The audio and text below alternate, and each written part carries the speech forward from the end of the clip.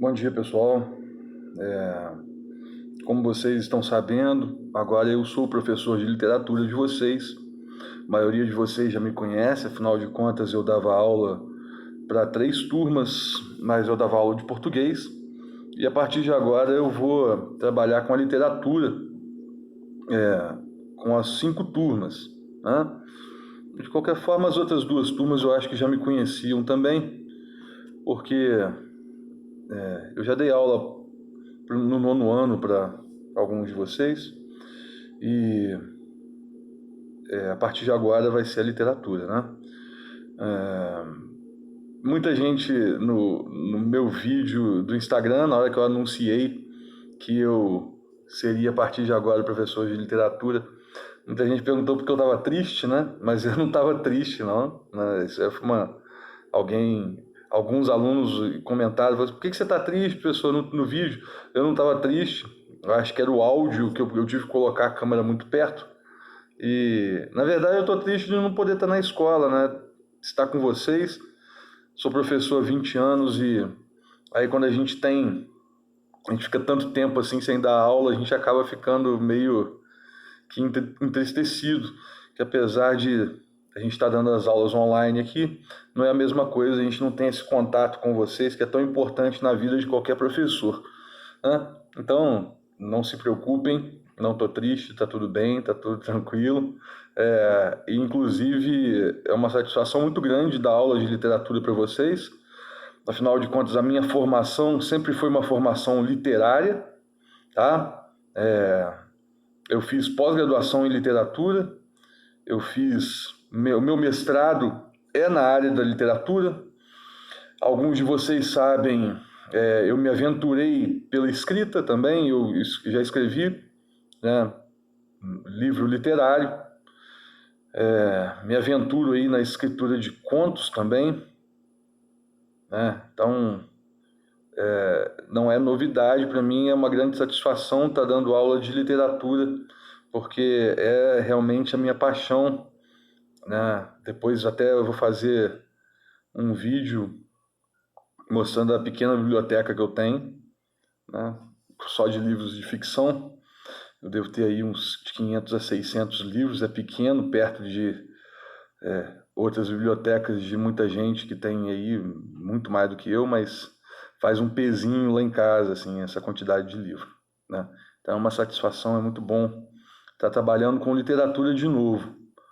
Eu digo de novo porque não é a primeira vez que eu trabalho com literatura. Eu tenho 20 anos como professor, já trabalhei com literatura em vários outros colégios. E para quem foi meu aluno no ensino fundamental, sabe que no fundamental a gente também trabalha com a literatura, né? De uma forma totalmente diferente, até porque a gente não fala dos estilos literários, mas a gente acaba falando sobre literatura. Bom, então vamos lá. Para início de conversa, nesse segundo trimestre, a gente vai ter bastante trabalho, afinal de contas, a gente precisa ver a prosa romântica. Vocês viram a poesia romântica com o professor Rodrigo, que eu tenho certeza que deu um show para vocês, porque é um cara sensacional, meu amigo, vocês sabem disso, né? A gente tem uma afinidade muito grande, somos aí amigos de verdade, de um frequentar a casa do outro, a gente é vizinho, inclusive.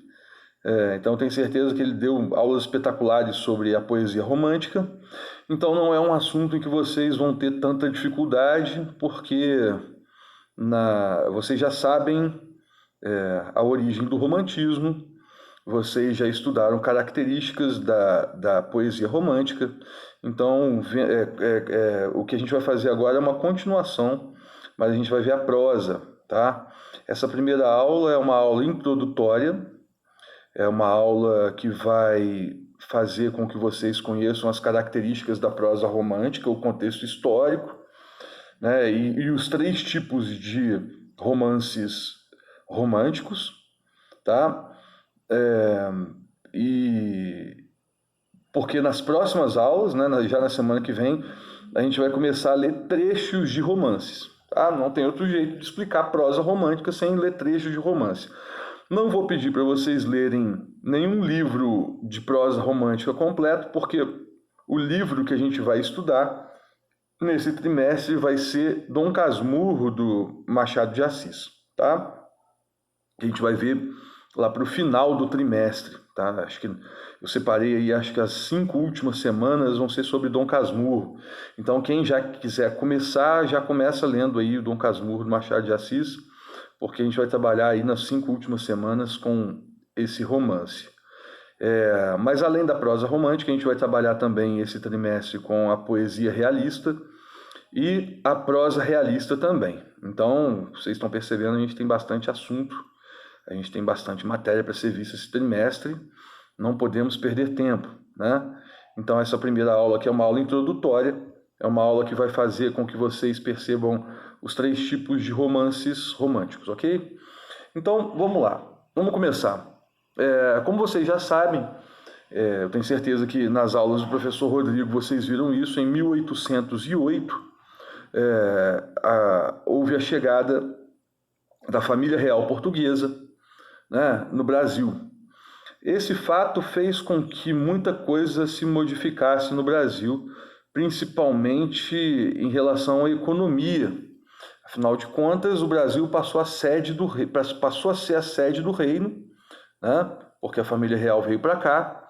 Então nós temos, por exemplo, nessa época, a criação da imprensa brasileira, a criação do Ministério da Marinha, que antes não existia ainda, a criação do Banco do Brasil, né? Foram algumas coisas que fizeram com que a economia brasileira se impulsionasse e fizesse com que surgisse uma classe burguesa mais em ascensão, né? A aristocracia, ela obviamente ainda existia muito fortemente no Brasil, mas você tinha uma classe em ascensão que era a classe burguesa, e essa classe começou a consumir literatura, tá? E como que essa classe burguesa começou a consumir literatura? Ela começou a ler começou a ler a literatura através de folhetins, né? O que era o folhetim? O folhetim cada semana saía um capítulo de um romance, tá? Dentro do jornal, era um encarte do jornal, que vinha um capítulo. Então, quando vocês forem ler qualquer obra romântica, vocês vão perceber que muitas delas possuem um suspense no final de cada capítulo, porque os escritores tentavam fazer com que os leitores ficassem curiosos e comprassem o jornal na outra semana. Então a arte, principalmente a literatura, deixou de ser consumida apenas pela aristocracia, né? Ela começou a ser consumida também pela burguesia, tá? E o folhetim, a gente pode dizer assim, a grosso modo, que foi o início da telenovela, né? Porque hoje em dia também você tem a telenovela, e todo capítulo de novela você tem um suspense no final para fazer com que o telespectador assista os próximos capítulos. Os folhetins também faziam isso, tá? Eu me lembro de ter visto a última vez de alguém lançar folhetim, foi com Stephen King, que vocês devem conhecer, que inclusive escreveu It, né, que a maioria de vocês deve conhecer. Ele chegou a lançar alguns livros em capítulos, mas isso hoje em dia é extremamente raro, mas naquela época era comum. E é assim que surgiu o romance no Brasil, foi através dos folhetins, ok? Então, o primeiro livro, o primeiro romance seria O Filho do Pescador, né, do Teixeira de Souza. Entretanto, esse livro tem um enredo completamente confuso, foi chamado pelo público de muito sentimentaloide, muito meloso, e o público não gostou. Então acabaram por aderir a Moreninha, do Joaquim Manuel Macedo, que foi escrito em 1884, como o primeiro romance romântico no Brasil, ok? E existem 3 tipos de romances, 3 tipos de prosa romântica no romantismo brasileiro. Mas isso eu vou explicar no próximo vídeo, porque meus 10 minutos do YouTube aqui vão acabar, e no próximo eu explico isso tudo. Falou?